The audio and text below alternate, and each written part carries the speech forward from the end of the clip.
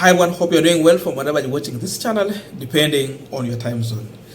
Now, the Laikipia Senator John Kinyua is pushing for the removal of term limits for both the president and the governors in this country.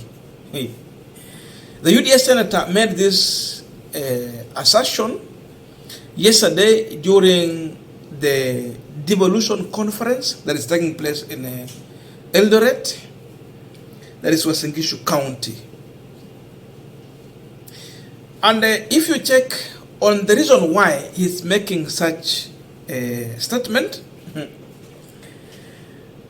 he is saying that president and the governors are wasting a lot of time in campaign rather than working for the people. So you find someone has been elected, then after 2-3 years, they need to go back to campaign, and they end up wasting time in campaign for re-election. Because of this, they cannot work for wananchi, and therefore, they better remove term limits so that they can serve 10 years continuously. This is the developing story from Kenya Kwanza government, raised by UDA Senator. This is the second time we are getting such kind of stories in this country. First time, there was someone from Coast region who came out with this statement, but not a member of UDA party, though a sister party within Kenya Kwanza. He said that they should remove term limits and make Ruto a lifetime president. Now, because of the pressure from the people and the opposition, Ruto was forced to come out and react on that statement. And he said no, he's not interested in that. But seemingly, going by what we are now getting from the Laikipia Senator, it was like the Kenya Kwanza side have a reason to allow such kind of sentiments to come out. And I want us to look into that. But before we go deep into that, that's just a quick request for those who are watching and you are not subscribed, please consider subscribing. To our channel subscribers, I must say thank you so much. And again, to all our viewers, please give this video a thumbs up. Thank you so much. And back this discussion. Now, seemingly there is a clear plan within UDA party to make Ruto serve more than 10 years in power.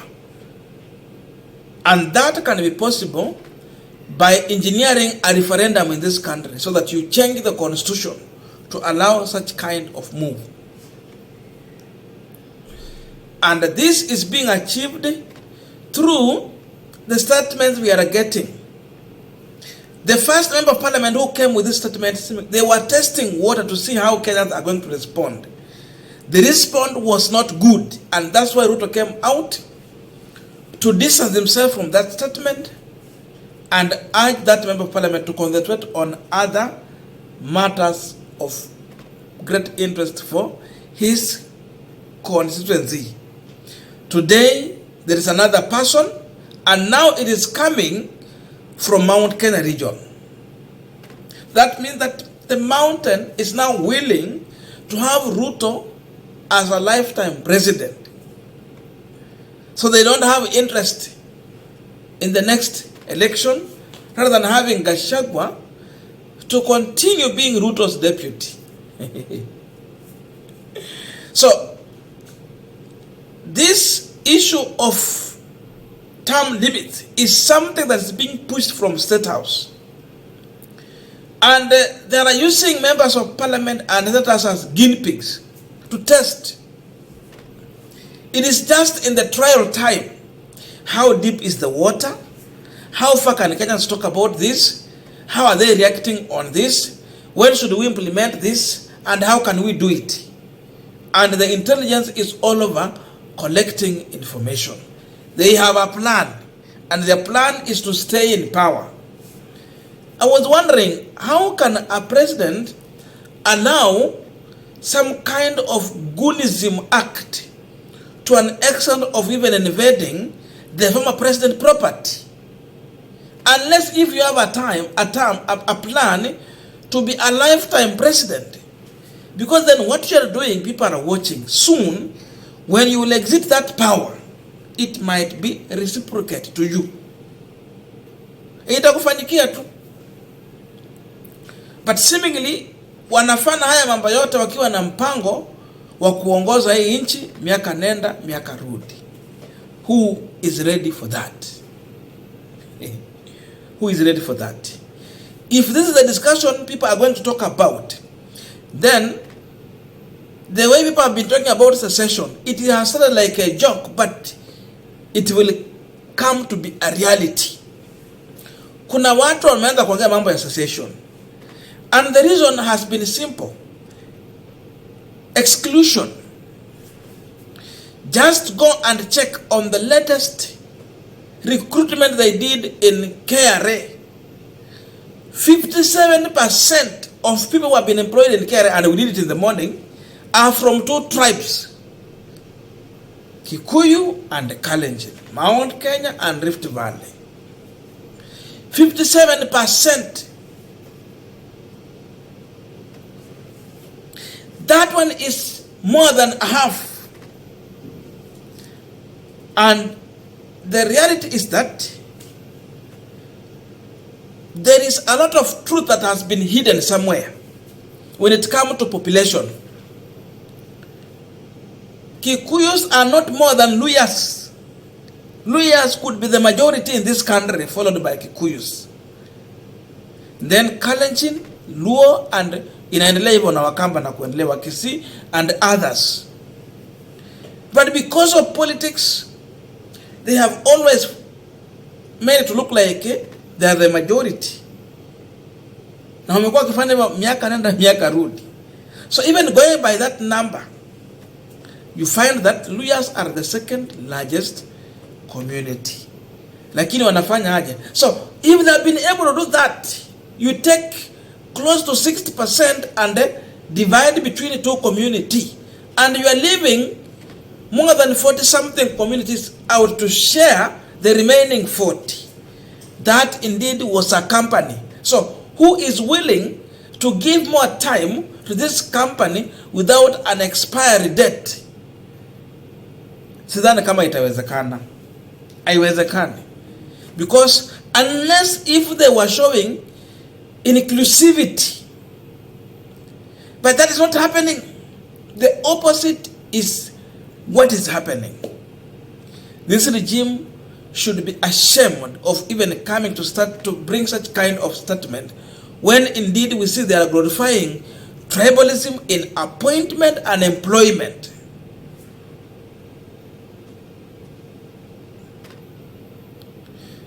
Once you start such a discussion, the next discussion will be about secession.